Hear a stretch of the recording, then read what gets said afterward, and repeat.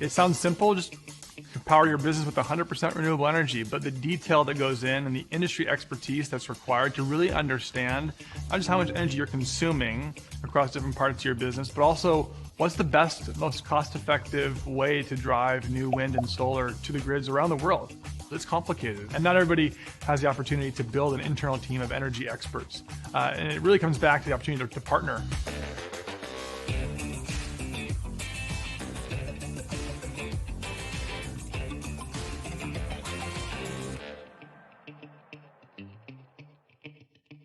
When you take a step back and think about Amazon as a company, it's a complicated place. We operate data centers, distribution centers, warehouses, commercial offices, grocery stores, and all of these different types of operations have a different set of challenges that we're trying to tackle. We set this goal to get to 100% renewable energy by 2030.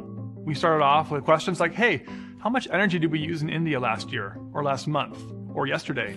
Understanding our usage across time and across geographies, and then mapping that against where are the available solar and wind projects that we could possibly invest in, and figure out where can we be a catalyst to really drive new clean energy to the grids where we operate. We realized very quickly that we cannot go at this alone. We needed to galvanize collective action across the entire economy, and that's why we launched the Climate Pledge, which is really just that. It's a pledge and a commitment to get to net zero in alignment with climate science, but an invitation to partner and a collective call to action for other companies to take part in this journey with us.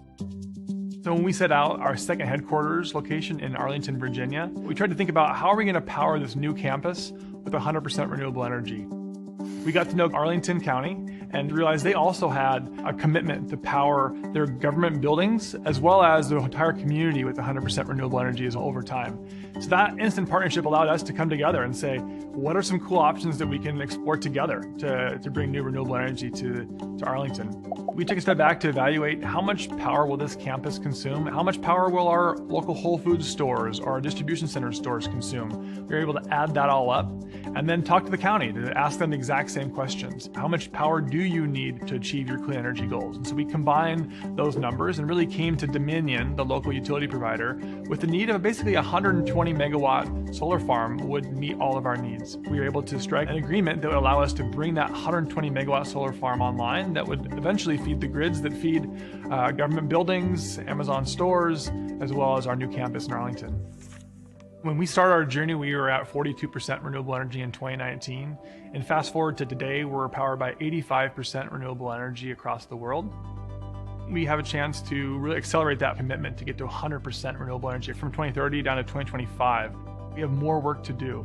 But I think the proof points we have with renewable energy give us a blueprint on how we can attack other parts of the climate crisis yet to be solved. How do we decarbonize concrete in our buildings? How do we think about aviation from a zero carbon perspective? How do we know what our buildings consume?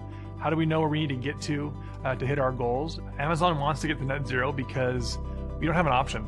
The climate science is clear. We need partnerships to drive change at scale that's really going to drive carbon out of our global economy. And that was really the spirit of the Climate Pledge and a call to action to solve the climate crisis.